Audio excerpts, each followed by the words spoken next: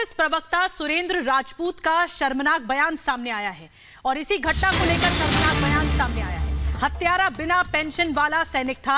आबे की हत्या पर यह ट्वीट किया गया था। अब ये देखिए कांग्रेस किस तरह की राजनीति और शर्मनाक बयान दे रही है। ये देखिए ट्वीट सामने आ गया है सुरेंद्र राजपूत का।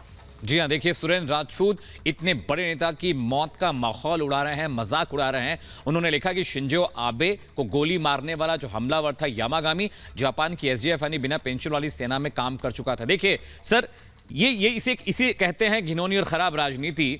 इतना बड़ा नेता मर जाता है, सिक्योरिटी ब्रीच होता है, भारत के साथ रिश्ते शिंजो आबे के बहुत करीबी रहे हैं। तमाम नेता दुख जाहिर कर रहे हैं और कांग्रेस है कि मजाक उड़ा रही है। यहां पर भी पेंशन और आर्मी वाली राजनीति का जिक्र हुआ है। सर, ये बहुत ही शर्मनाक है कि अगर इस तरह के वक्तव्य दिए जा रहे हैं और उनका जो योगदान था भारत के डेवलपमेंट में या भारत और जापान के संबंधों को सुदृढ़ करने में, शिंजो आबे बहुत ही एक मिलनसार नेता थे। आपको याद होगा वो रिपब्लिक डे पे भी बतौर चीफ गेस्ट आए हुए थे और उन्होंने जितना इकोनॉमिक बेल आउट दिया।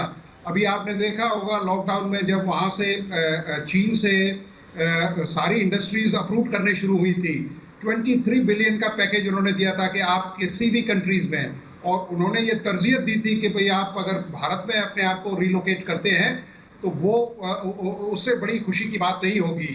तो इस तरह के बयान अगर कांग्रेस पार्टी की तरफ से आ रहे हैं तो ये बहुत ही निंदनीय है और मैं जाती तौर पे इसकी मजम्मत करता हूं क्योंकि इतनी बड़ी पर्सनालिटी आज हमारे बीच में नहीं है। लेकिन डॉक्टर दत्ता, ये कांग्रेस की शर्मनाक राजनीति है जो इस तरह किसी की मौत को लेकर इस तरह का ट्वीट किया जाता है।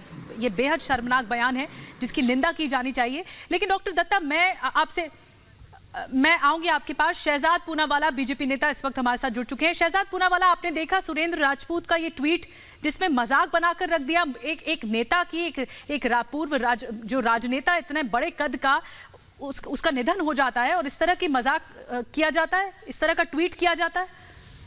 ये केवल एक मजाक नहीं है, ये बहुत बड़ा षड्यंत्र है क्योंकि अभी तक जापान ने अधिकृत रूप से शिंजो आबे जी की हत्या के पीछे मूल कारण क्या है उसको नहीं बताया है। पर जिस प्रकार से ग्लोबल टाइम्स एक नैरेटिव बना रहा है, वैसे कांग्रेस पार्टी भी यहाँ पर नैरेटिव क्यों बना रही है?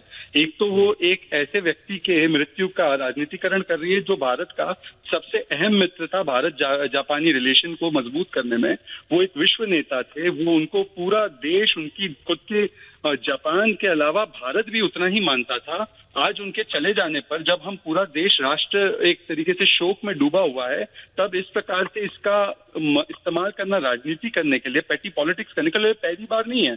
आपने देखा होगा चाहे सर्जिकल स्ट्राइक हो, बालाकोट हो, पुलवामा हो, चाहे वो हमारे जनरल विपिन रावत जी को सड़क का गुंडा बोलना हो, प्रधानमंत्री को मारने की कामना करनी हो, हर मौके पर राष्ट्र नीति पर राजनीति करने पर कांग्रेस उतारू होती है और ये उसका सबसे घटिया उदाहरण। ये सारी नैतिकता की सीमाओं को लांघने वाला है और इसलिए मेरा आपसे आग्रह है कि यदि ये चाइना के साथ एमओयू के कारण नहीं किया है या यदि ये राहुल गांधी और सोनिया गांधी के विशेष आग्रह पर नहीं किया है, तो कांग्रेस पार्टी आकर बताए कि वो क्या कार्रवाई करेगी इस प्रकार की दुर्भाग्यपूर्ण और मुझे लगता है निंदनीय टिप्पणियों के लिए।